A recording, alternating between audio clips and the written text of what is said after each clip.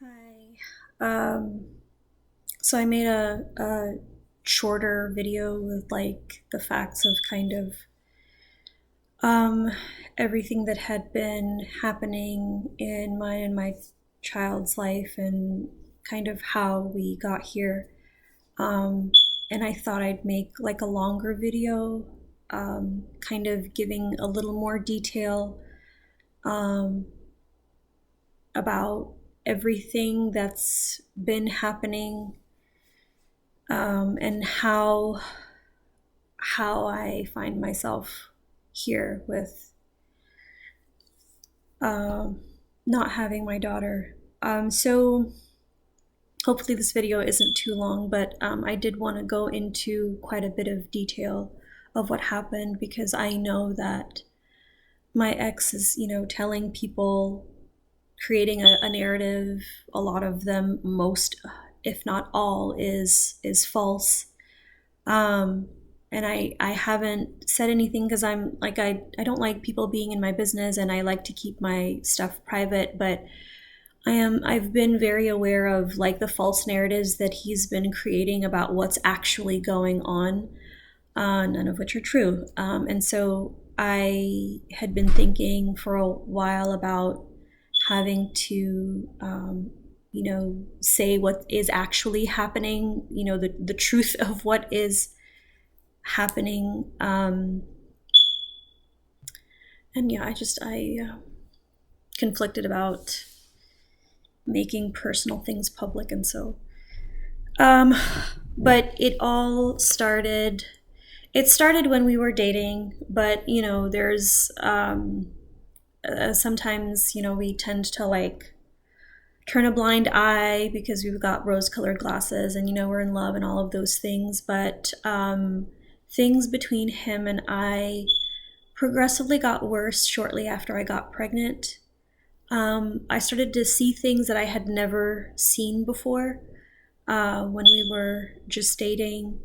Um, and they were really problematic, really concerning things. But at that point, I had gotten pregnant, and I, decided I'm going to try to make this work and try to make a family and all of those things. And so we moved in together, and even after having to move in together, like things got even worse. When I say worse, I mean I didn't see it as domestic violence at the time, but he was making my life hell. Um, Constantly berating me, yelling at me, like insisting that I give him things. Like he did use my credit cards, and just like expecting me to pour all of my finances into his business stuff. Um, he was um, physically also. He wouldn't hit me or anything, but like he would restrain me a lot, and um, he sexually assaulted me multiple times, and like just things like that. And this was while I was still pregnant, and so a lot of it was happening, and I was already like really stressed out and whatever because I'm pregnant. But I'm like, oh, I have to make this work, and this is the father of my child. And like the way that we, for whatever reason, like rationalize it as like survivors of DV. Once again, at the time, I didn't see it that way. I kind of like explained it, dismissed a lot of it, explained it away, and things like that. And then after I gave birth to my daughter Ashe, things got even worse because there's already like the anxiety around being new parents and everything. And I was going through postpartum anxiety and depression, and just in general, like moving slowly, not being able to do much except for care for her. And things got worse because um, I wasn't, I don't know, he would get on me more about my parenting, like would micromanage every single aspect, like how I fed her, how I held her to breastfeed her, how often I breastfed her. He would yell at me in like 4 o'clock in the morning if I was co-sleeping with her, which is the only time I ever got any sleep. Like I got such little sleep, which is common. And he wasn't helping out because he was out working all the time, so it was just me and the baby. And like just things got worse, and I'm like trying to tell him my struggles with postpartum, and he's like dismissing it, calling me weak. And she started getting eczema, and he was like blaming it on me, saying my blood was not pure, or like just every day was like hell. There was absolutely no peace in that house. Every day there was yelling. And it made it worse because his mom had also moved in with us. And him and her were like at it. They were always, always arguing. She actually moved in with us while I was still pregnant. And they would always be arguing. It was too much for me. I just couldn't handle just all of that. And their relationship was like a chaotic one. Like I've had to step in a few times because they almost got into it physically. And at some point I was like, I can't do this. I'm pregnant. Like I don't want all of that energy around me or the baby. And I know she could hear them arguing all the time. And it was so chaotic.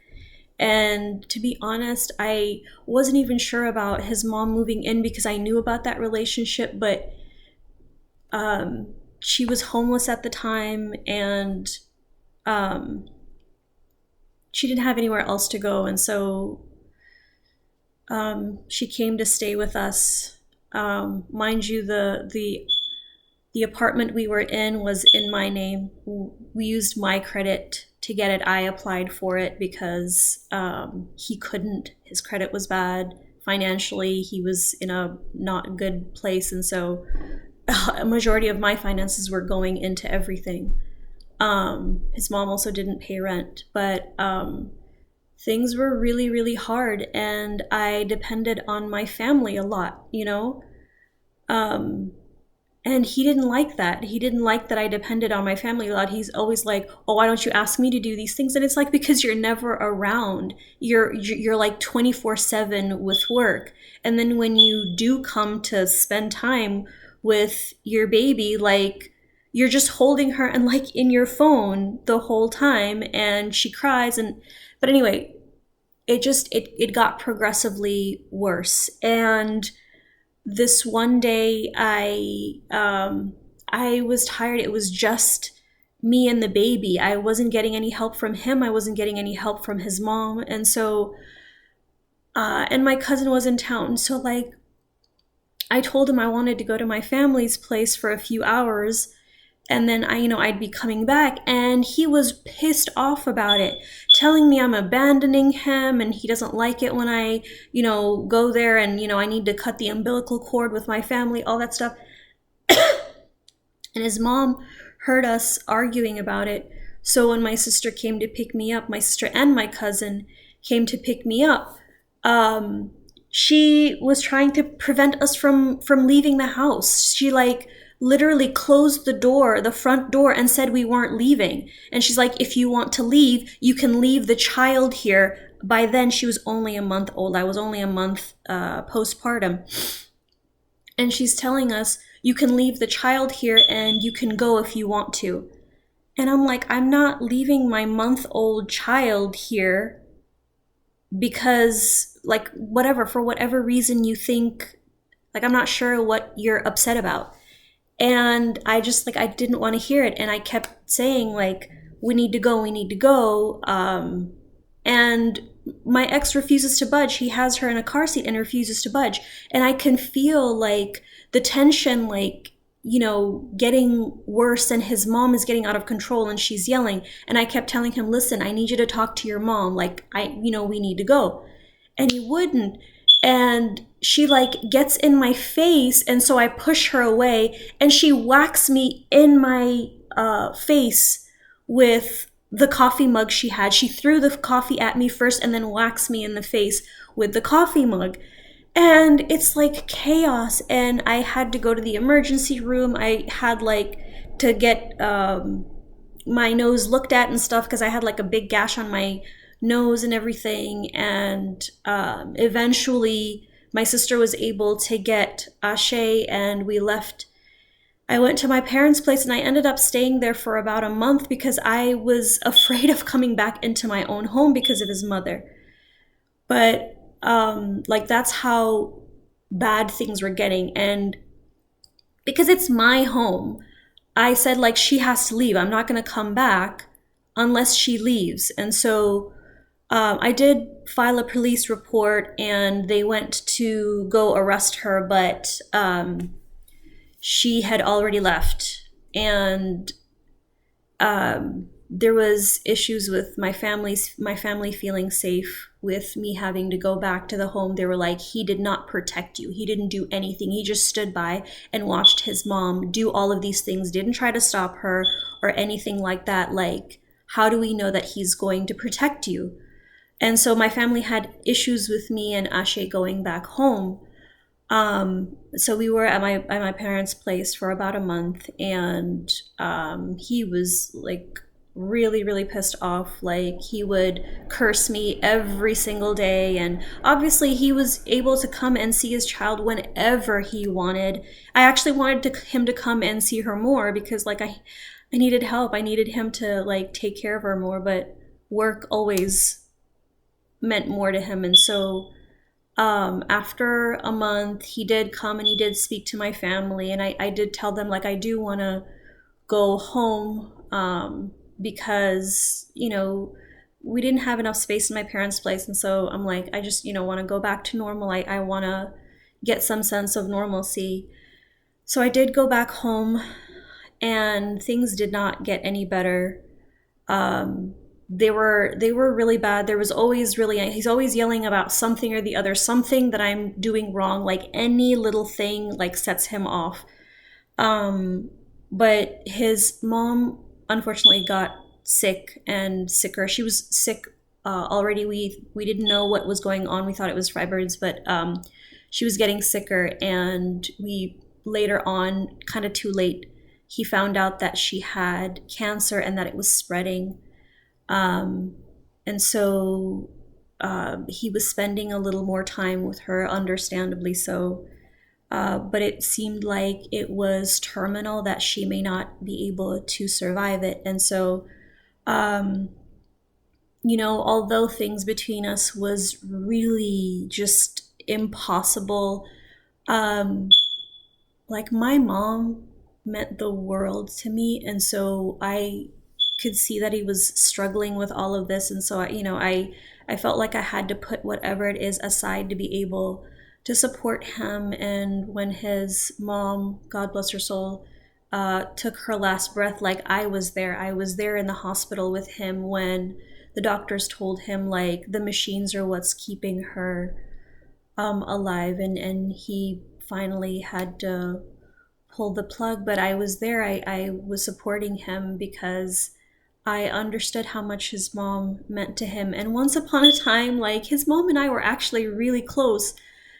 But like after I got pregnant, she kind of got weird a little bit about, I don't know, anyway, she got a little weird about it. But after he had lost his mom, like I was trying to be as supportive as possible, but none of his behavior changed. And in fact, it kept getting worse. Even more yelling. Like he legit got a decibel meter to like prove to me that I was the one that was yelling, and he would put it on the kitchen counter and like turn it on to prove which one of us, like this is how crazy it got. And I was not getting any sleep because like I would, wake up in the middle of during the night to feed Ashe and everything. And if she would cry, he would like start yelling about why is she crying and this and that, which would make her cry even more. And it just like there was no peace in that house, and already I was struggling with postpartum anxiety and depression, and he was making it much worse. And I really felt like I was at the very brink. And I would have conversations with him and I would tell him, I can't do this. I can't do this like back and forth. I can't do this fighting. Like, this is not good for me. This is not good for our child. Like, we can't keep doing this. And sometime in June or July, there's a lot of things that I'm kind of not going into detail about because like bringing up some of that stuff doesn't necessarily like feel good, and but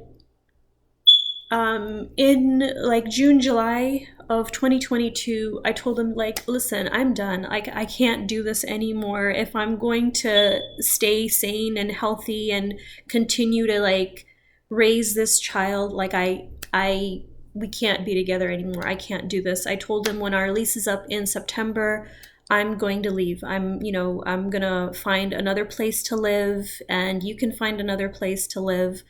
We'll move out, and then we can like co-parent. We'll, talk about how to split our time and all of those things. And he was completely against it. He would go into like rages every time that I would talk about us like splitting up, and just like it got bad where I would have to like lock myself in the bedroom sometimes. And it just it started to get really scary. And he was at that point, he'd like stretched out my credit trying to create his own businesses here and there. He got a bunch of cars in my name and whatever it is. And yeah, like a lot of it was like I was already at my limit. And so in August of 2022, we got into an argument, and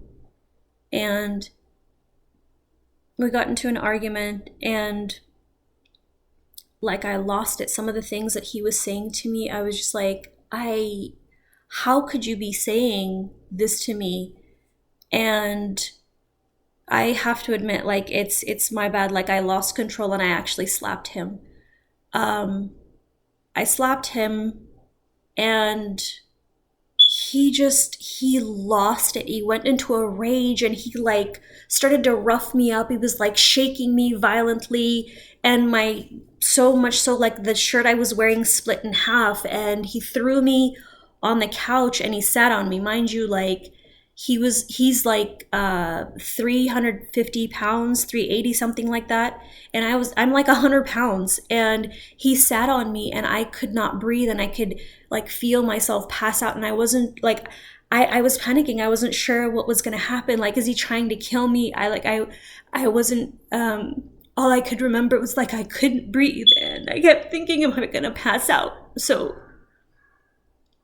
And he kept like, I don't even remember what he was saying, but he's like sitting on me, and I kept telling him, get off of me, and I kept saying, I'm going to kill you, get off of me. I'm just like panicking, basically. And I don't know how long I don't remember how long he was on me, because it felt like forever, and I could like see spots, whatever colors in front of my eyes, and then it like eased up, and he got off of me, and he went and he brought Ashe, and I was crying and hysterical, and I started to call my sister, and he was telling me not to call her and not to tell anybody about what happened, and I'm betraying our family or whatever it is if I tell people, and he was just really not wanting me to tell my sister, but obviously I did. And you know, Ashe's in his arms and she's crying for mommy, and it was a horrible night. My sister ended up coming, and she saw the state that I was in, because I was hysterical. My shirt was split open, like my breasts were exposed, and so she came and she was really like shocked and scared of like what she was seeing. And so she tried calling the police, and that upset him, and he started to threaten to take Ashe. He was attempting to take Ashe, and so we both were trying to like physically prevent him from taking Ashe, because that's what he would threaten me with when we were together. That's what he would threaten me with. Like, he would threaten to take Ashe legally. He would like threaten to take her to Jamaica, and like or he would like snatch her from me and leave the house, or snatch her from me, go into the next room, and like for hours I would not. And he would do it like right when she's about to breastfeed or something like that, almost like to punish her or punish me. And so I was losing it. I was like, he's going to take my baby away from me, and so we were trying to keep him from having to take her. And there was a lot that was going on, and I was convinced that he was going to take her from me, and I wasn't going to see her again. And so I did some really stupid things. I mean, I was just really hysterical in the moment, but I threatened to take my life if he took Ashe away from me, because at that point, like, I was so depressed that like I kept feeling like my life is about this child right now, and if he takes her away from me, like, I don't know that I want to live. And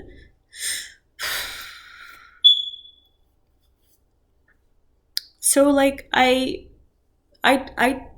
told him that. I said that I was like, if you take my child away from me, I'm gonna take my own life. And my sister's like, Ifteam, stop, like, put the knife down. Um, and I did, because like I just wanted my child.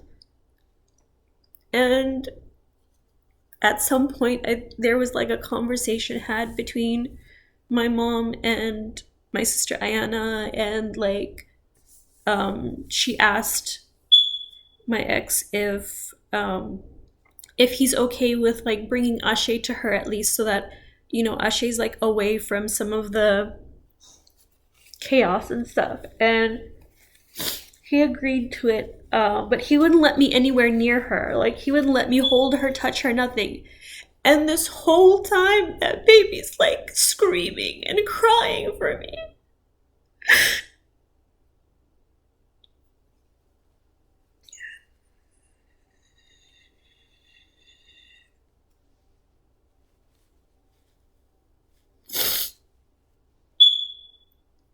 So after a really long time, like, things calmed down a little bit, and he finally let me like hold her, and I was able to calm her down. And I was breastfeeding her. I was in my room, and he walked out and he left the house. And I don't know, I felt frozen. I didn't know what to do. I felt like if I left the house, he was gonna try to take Ashe away from me, so I didn't want to leave. And I didn't want to be there by myself. So my sister Ayana, she stayed with me. And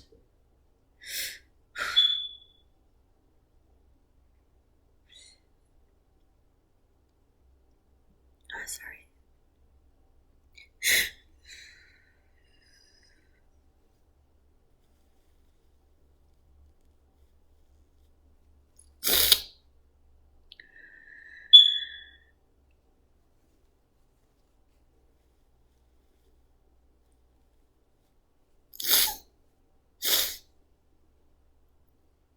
So my sister Anna, she stayed with me. All of this happened on a Sunday, and she stayed with me. The next day, Monday, came around, and to be honest, I'm like feeling kind of like frozen, like really in shock, and just like I don't even know, like numb too. Like I was on, I don't know how to describe it, but um I wasn't sure what to do next. But I reached out to a friend and work colleague of mine, and I was like, I reached out to her to like explain to her why I couldn't come into work that Monday. Um, and you know, we're pretty close, so I ended up telling her what happened, and she was telling me, "Oh my God, Ifteam, like I didn't realize you were experiencing domestic violence." And like that was the first time I was just like, "Oh my God."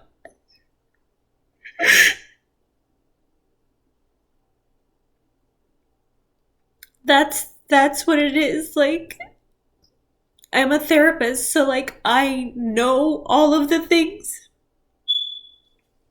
But I don't know, I guess when you're like in it, you know, it's not as clear, but like she was talking to me and she was like pointing out like these things are considered abuse. A lot of it is like emotional and psychological abuse. And intimidation, and like I was sexually assaulted too. But like I always had ways where I like explained it away. I'm like, oh, this situation is because of this. Like the. And so I started to think like I can't have my daughter in such like a volatile situation like this. Like this, it can't continue to happen. And so Monday evening, my sister was like, "We have to leave. We have to go. We can't stay here anymore." Um, I didn't feel safe around him anymore. I didn't feel safe there. Um, the only thing that kept me was like the fear of him forcefully taking Ashe if I tried to leave. And so, um, the next morning, and like he tried to pretend like everything was okay, and you know, but that Monday night, he was my sister never left my side, but like he came into the living room at one point and was trying to convince me to make certain financial moves with him, and you know, this is what we need to do. We need to get like a joint bank account and all this. And I'm like, I'm not doing that with you. I'm not. He was I think he understood that, you know, I was like slowly trying to part from him, and he was not trying to have that happen. Was experiencing a lot of financial abuse. Also, he was like, my finances were like tied up in all of his business stuff. But the next morning, that Tuesday morning, um, we left with Ashe. I have to be honest, like I pretended like things were just cool. I didn't say much to him, but like I usually will take Ashe to my parents' place so that my mom can watch her while I get work done. And so that's kind of what he thought was going on, um and so we left, and then when I got to my parents' place, I filed a police report.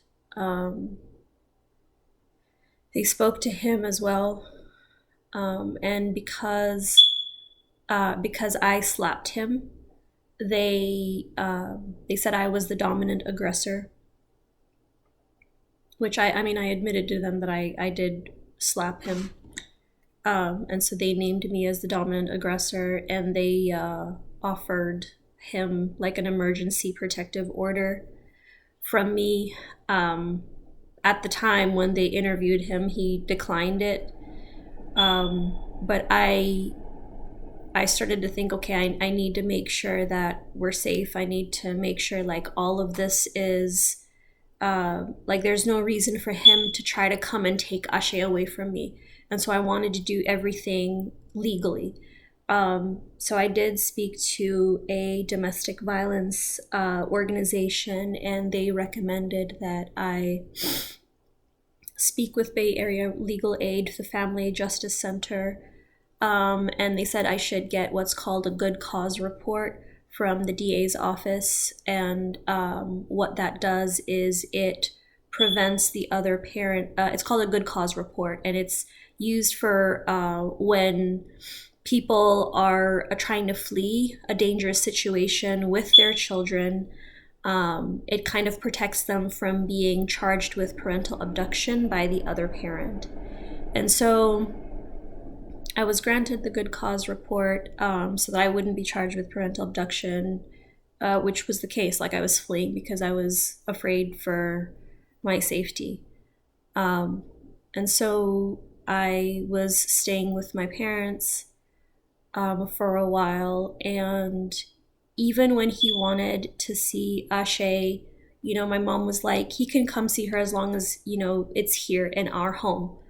And like I would go into the back because I could not bear being around him, seeing him. I would just like my body would start shaking, and so I would be like all the way in the back in my in the bedroom, and he would come to see Ashe for a little bit in the living room. He would spend a little time. He could, my parents like let him into their home despite the fact that he did all of this, because they were like, he's still her dad, and he wants to be with her and everything like that. But we were told like he should not leave with her, so he can see her at my parents' place for as long as he wants to, but he cannot leave with her. And so shortly after, I got a restraining order against him, and he knew that I was going to get a restraining order against him, so he went and got one against me too, which by law is his right. That's fine. I'm okay with staying away from him. But since getting the restraining orders, things got really chaotic. He kept trying to convince me to come back home, that he loves me and all of these things, and he's sorry and blah, blah, blah. And by that point, I had enough, and I'm like, no, we're not going to work together. We just need to talk about co-parenting and how that's going to happen. He didn't want to do that. And so he would get upset because I would tell him like, it's not going to happen. We're not going to be together. We're not going to be the kind of family that you think. Like, this is not good for Ashe. It's not good for either one of us. So it's not going to happen. And he would like threaten me and say like, I'm going to make your life hell, and like, you're not gonna get away with this, and whatever it is. And he did, and he kept his promise, because he did make our lives hell.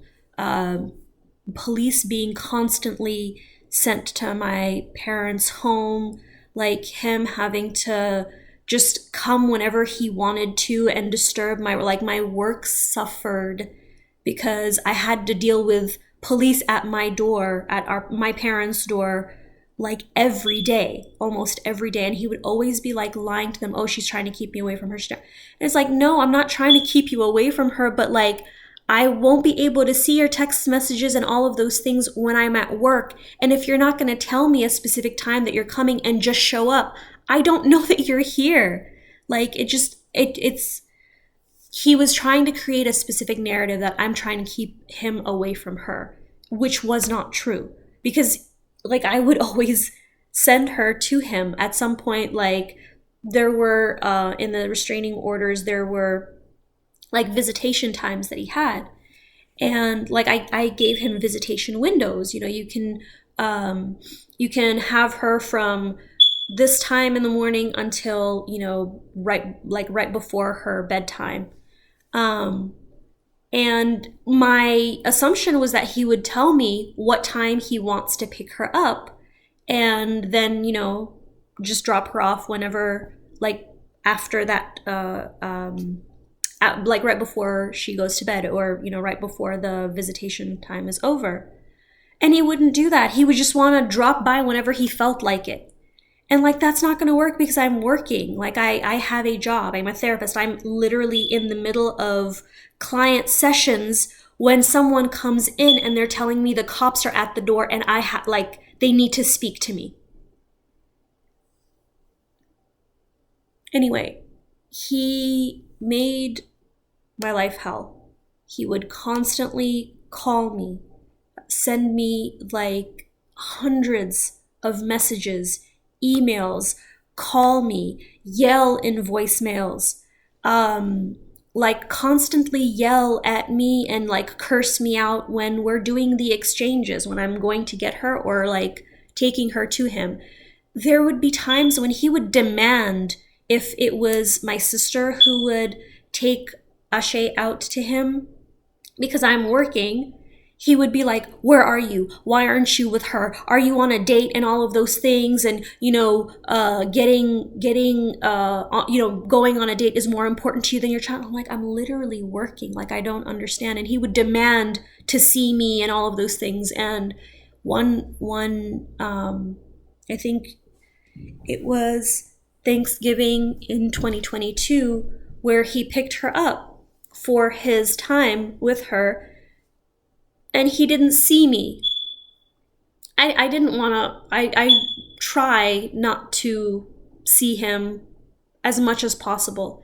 And that day he was saying a whole bunch of stuff, sending me a lot of text messages, cursing me out, whatever, verbal assaults.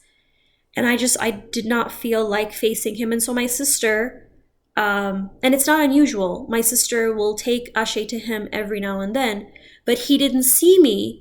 And so that pissed him off. And he kept asking where I'm at, where am I, what am I doing, who am I with, all of these things. And obviously I ignored those texts. And so the time for him to drop her off comes around, and he refuses to drop her off because he's like, oh, you're with your new boyfriend and whatnot. You're more concerned about dating than your child. And he refuses to bring her back.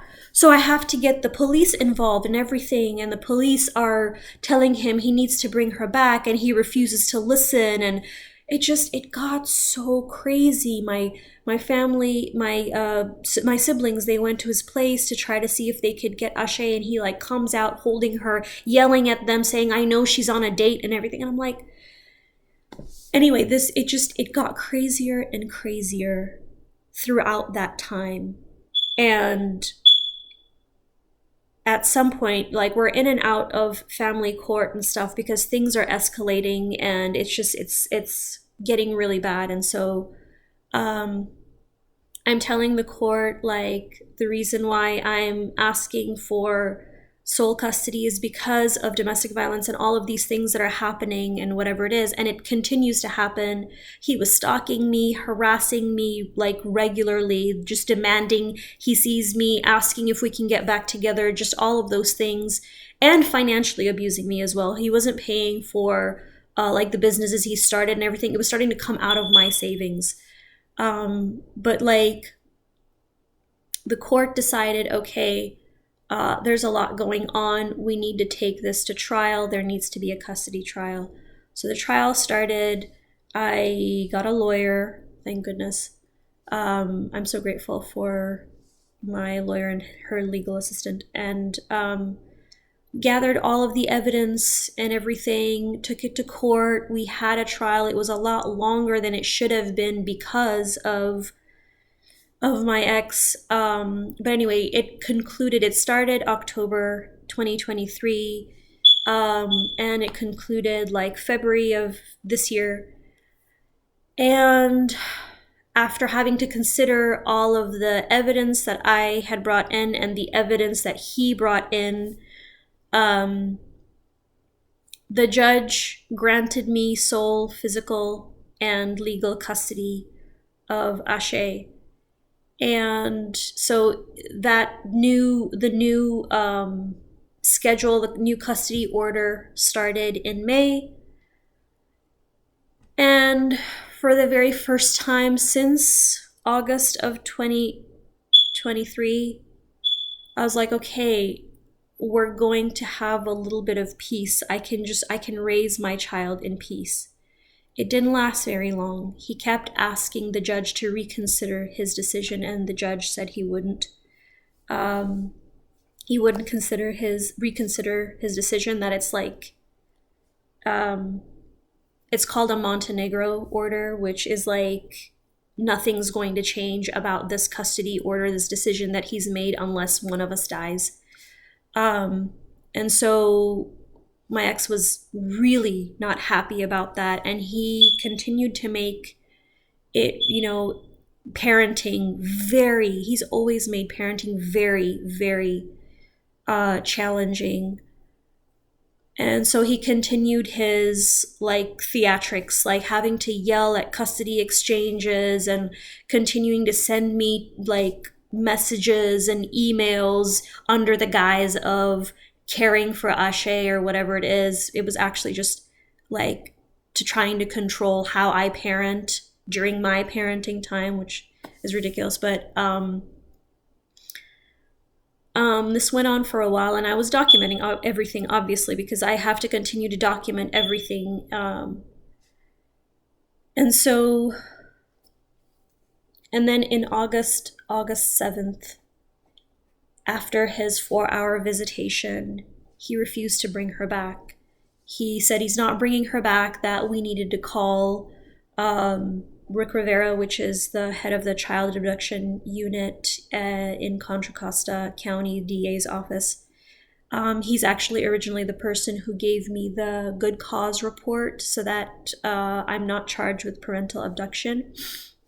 And so now Don did this and got himself a good cause report saying that he's afraid for Ashe's safety. And he started accusing me and my family of sexually abusing her, and which is not true. It's ridiculous. And so I got an ex parte order from family court saying that Dad needs to return the child to me immediately, and that all of his visitation will be suspended until the ex parte hearing. And we try to enforce the ex parte, but the police are telling us they can't enforce it because the head of the child abduction unit is telling them not to. Which is, he regrets it later, but at the time he's like, oh, the judge gave you the ex parte because he doesn't know all of the details and that there's sexual abuse allegations. We go back to the family court judge, and the family court judge says, I know everything that is going on, and I am granting this ex parte despite the fact that there is sexual abuse allegations.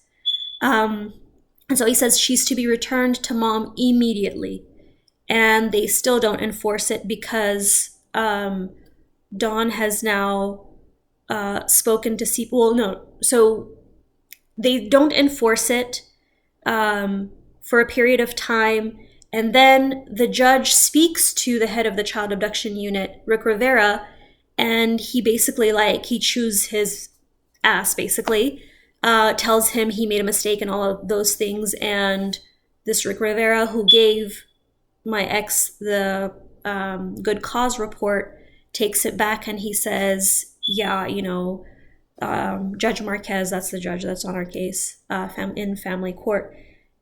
He's like, oh, I took the good cause report back and whatever, and I've told him to return her back to you because now he is liable for criminal charges. He's not protected under he's not protected by the good cause report from parental abduction. And so I've told him to bring her back to you. Obviously, my ex refused. At that point, he was liable for criminal charges. But then because he wanted to continue to keep her away from me, he did a CPS report. So there was a police investigation going on. Richmond police was investigating sexual abuse allegations, and then he went to CPS, and CPS started their investigation. They got a warrant saying that I did not protect my child from harm, which is not true. There was no harm. But they got a detention warrant saying that Ashe needs to stay, like I need to stay away from Ashe. And so they gave my ex like temporary custody until the CPS investigation happens. And so there was a lot that happened. The police investigation went on and, you know, all that stuff. And then they concluded that there was nothing going on. They couldn't find any proof of whatever he's saying. And so they concluded it and all that stuff and, you know, did their report, sent it to the DA's office. The DA's office refused to prosecute because they were like, well, you don't have anything. You don't have anything, so we can't prosecute. Like, there's no proof or there's no nothing. Apparently there was a video of Ashe saying something like that, but it was like a really unusual, like, coachy type of video where he, like, kept asking her, you know, they sounded like leading questions, and like he was leading her to get her to say some things. And so that was the video that he was saying, oh, this is proof that she's been sexually abused, which is like, it's kind of unusual timing wise. Like, how come this is coming after like the custody trial? And anyway, so there was an investigation. Just to make, this video's long enough already, but to kind of shorten it, there was an investigation done by CPS, a very thorough investigation. I was not allowed to be with Ashe unless it's supervised visits, which I would go to the CPS office in Richmond, and I had visitation with her twice a week for about 2 hours, which isn't that much time considering she was with me all the time since she was born. And so like that was really hard. But the social workers, the supervising social worker and the investigating social worker, they both started to see a lot of the problematic things that I had been, you know, talking about, that I'd raised to the court and all of those things. They started seeing a lot of his problematic behavior. They were experiencing themselves firsthand a lot of his problematic behavior when they were interacting with him. And so after the before the investigation was concluded, the social worker came to my place to kind of check it out to see if it's like kid friendly, all of those things. And she told me, I'm going to recommend to court that Ashe come back to you. And so we're just going to do that. We're just going to recommend that she comes back to you because we're not finding anything. We're not finding anything to be substantiated. And mind you, like Ashe at that point, my poor baby, Ashe had been interviewed multiple times by multiple experts. There was one interview that was a leading interview, and so they were like, they dismissed it completely because they were like, you can't like with a 2-year-old, you can't lead the child, like it needs to be open-ended questions and everything like that. But there was a forensic interview that happened, and they didn't find anything. They didn't find that she was being sexually abused or anything like that. They did a physical on her. They didn't find any physical evidence of it or anything like that. And so they did all of the things and they didn't find anything. And she was interviewed multiple times by multiple people, and the same thing. They all were like, this is not a child that has been sexually abused. Like, there's no evidence of it at all whatsoever. my ex was talking about, oh, she's going through PTSD and she's like this and like that and whatever. And they, you know, they looked for that. They like, she was not exhibiting any symptoms of PTSD at all. She's an extremely happy, well-adjusted child. Like, anybody who has ever met her understands what a joy she is, how smart she is. And you know, the social workers, they were seeing like during my visitation time that like Ashe, you know, was very loving, very affectionate of me. She wanted to be with me all the time, all of those things. She would talk about all of, you know, my family members like really lovingly, like she wasn't scared or anything like that. And so a lot of the allegations that were made, they were seeing like, they weren't seeing any of those things. And so when the investigation was concluded, the social worker put in a memo saying that we're not seeing anything that is substantiated at all. What we are seeing is that dad has been, you know, doing a lot of things to limit mom's time with Ashe. And it seems like this case actually needs to go back to family court and is more of a custody issue, and that they recommend that the case be dismissed. And so we went to court on the 30th of October, and the Bureau, CPS, said that they want the judge to dismiss the case. Minors Counsel, which Ashe got her own representation, her own attorney for the case. That's what I think CPS does, I believe. But they both were in agreement. They were like, yes, we agree that this case should be dismissed. And obviously my ex didn't agree with it. He started arguing with the judge. The judge said, like, the case is dismissed. I was, oh my God, I was so happy. So happy. When she dismissed the case, and like in court, they legit were like, this is a problem because dad is intentionally trying to keep the child away from mom. And that was one of the biggest reasons that the judge dismissed it, because they're like, all of the evidence shows like this is continued abuse. And so she dismissed it, and he continued to argue with her and everything, so much so that they actually had to get like security to come and like get him to leave, basically. He was also asked to bring Ashe to court. He was asked to bring Ashe to court because if the case got dismissed, she would leave with me. And he refused. He refused, and there was so much chaos and commotion because he was arguing with the judge, and like security got involved and everything. The social worker like ran out because she didn't want to interact with my ex at all, because just he was such a nightmare to deal with for them. And she told me she was going to send me the minute order to show the decision for juvenile dependency court that the sexual abuse allegations were dismissed. And she said, just take your ex parte order, because that's gone into effect now, and go get your child. Like, go to the preschool that she's at, and, you know, before he goes there, and like pick her up. And so we get there, and it turned out that she had already been picked up by a friend of my ex's. And I let the school know that I have full custody of her now.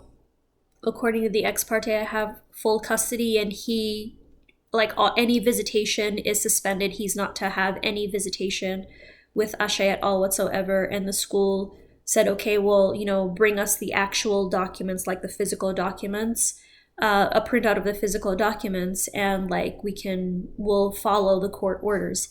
And so the next morning, I gather all of my documents. I try to contact the head of the child abduction unit. He, like, I don't know, is not anywhere to be found. Maybe he's on another case or something. But I go to the school, to the preschool, and to be honest, I didn't expect for them to be there, because I tried to contact the friend the day before who picked her up. And I'm like, hey, you know, my ex is liable for criminal charges now. Like, this is parental abduction. So he needs to return her to me. You need to like talk to him about returning her to me. And so, the friend responded that he would let my ex know all of those things. And so when I went to the school the next morning, Thursday morning, the 31st, Halloween, I didn't think that Ashe or my ex would be there. But I took all of my documents to the school admin. I explained to her all of those things. And she told me, I asked her, I was like, does Ashe happen to be here? And she's like, yes, Ashe is here actually. And so is my ex. And I'm like, okay, I need to call the police right now. And so I call Berkeley PD so that they can come and like facilitate like a peaceful exchange, because I know Dawn is not gonna like give her up to me quietly or at all for that matter. And so I need the police to be there. So the admin notifies my ex that we're here to take Ashe. And he starts making up excuses. Oh, he has an appointment to take Ashe to and whatnot. And we're like, no, he doesn't have custody of her. Like, she needs to come back to me. And they're trying, according to the school admin, they're trying to keep him there, which I don't really feel like they were really trying to keep him there. But he then tells them that he's leaving and he's going to take her to the detective that was investigating the sexual abuse allegations. He had completed the investigation, and the DA refused to prosecute because there was no evidence of anything. And so, but for whatever reason, my ex thought that he could reach out to him and he would help him somehow and whatever. And he ran away. He ran away from the school. He took Ashe and he ran. Didn't want to wait until Berkeley PD came or anything like that to discuss anything. He ran because he doesn't want to return her to me. And so I call, his name is Detective Katz, or Detective Ethan Katz. I call him and I'm telling him, my ex told the school that he's coming to you, or that he's been calling you, that you're going to, help him or something. He's like, no, that's not true. He just needs to follow the court order. He needs to return Ashe to you immediately. Like, there's nothing that I can do for him. I don't know what he thinks that I can do for him, but he's like, he needs to return her to you immediately. And then he advised me to file a parental abduction report with Berkeley PD. He gave me the specific code and everything. And so I did. I filed with Berkeley PD parental abduction. They took my report and everything. They asked a lot of detailed questions. I gave them all of the documents that I had, the minute order that the CPS abuse allegations were dismissed, the ex parte order. I sent them the memo that the social worker wrote, just everything I sent it, and they put it in a report, gave me a case number, and they escalated it to the Berkeley PD Youth and Family Services Division. And so this was late Thursday, and so the next day, Friday, today's Saturday, and so yesterday, I woke up and I decided, okay, I can't get a hold of the Contra Costa Child Abduction Unit Inspector, Rick Rivera. I couldn't get a hold of him. And so I'm going to try Alameda County because I made the report in Berkeley, Alameda County. I called the DA's office, the Child Abduction Unit, and the head of the Child Abduction Unit in Alameda County, her name is Mary Connor, Inspector Mary Connor, and I'm so grateful because she did, I left a voicemail and she did call me back. She explained to me that, they're the DA's office, they're not first responders or anything like that. But she was willing to kind of help me out a little bit. I told her that I filed parental abduction with Berkeley PD, and so she did ask me a lot of questions, and she said she would try to reach out. She knows Rick Rivera, and that she would try to reach out to Rick Rivera to see, where he is and all of those things. And this is because the child abduction unit, they're responsible for recovering children who have been kidnapped, which this is. And like many different people in law enforcement have been telling me, like at this point, it's not just him violating a court order, he is committing kidnapping. He's liable to criminal charges. This is parental abduction. And so he's breaking the law. And anybody who helps him is an accomplice who, is also breaking the law. And so that's where we're at right now. And I don't know. He's not living where he used to be living. He moved into a hotel during the CPS case, and he's not driving a car or anything like that anymore. And so those are two identifying things that could have been helpful to law enforcement, but we don't know where he is, which is why I finally, people who care about me, friends and loved ones around me, were like, let's get the help of the community. Or I'm not sure how that conversation went, but the idea was basically let's get the help of the community to see if anybody recognizes him, have seen him. One of my friends actually did see him the day that the case was dismissed, when we were looking for her.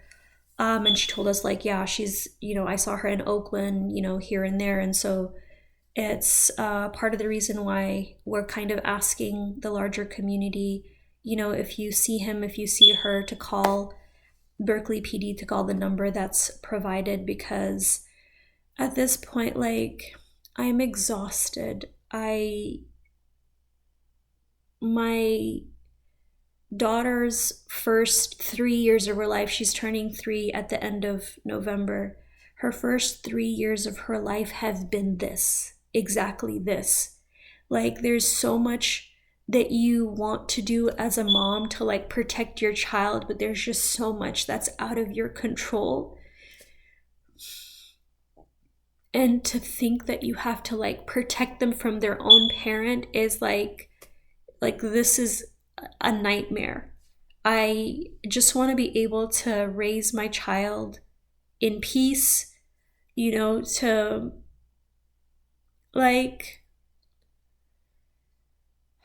I don't know, to do things differently from the way, things were done when my parents' generation raised us. I don't believe in corporal punishment, which is how I was raised. I think respectful, intentional parenting is how I parent Ashe, and she's such an amazing child. She's so sweet. Anybody who's ever met her, you will never forget her. She's such a sweetheart. And to be apart from her for this long, knowing that she wants mommy. During our visitation, she would ask me why, mommy? Why can't I go home with you?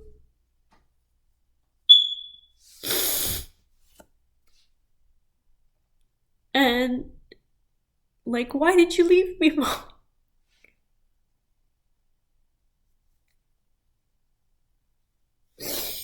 I'm tired.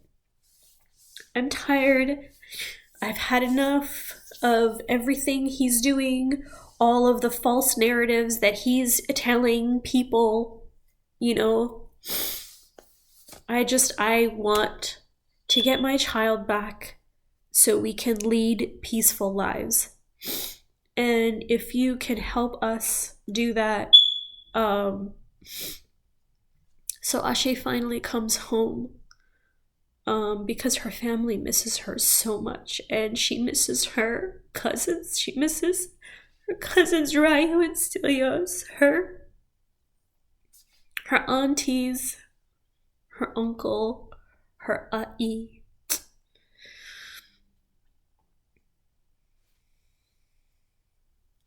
So I just, I thought I would get on here and like give maybe a little more detail. I'm sorry that this video is long, but it was like, it's a lot that has been happening since the incident in 2022. So I appreciate your time. I appreciate your attention. And please, you know, pray for Ashe, you know, send Ashe and I well wishes, and that everything gets resolved. And if you do see anything, if you have any information, please contact the number provided. Thank you so much for your time.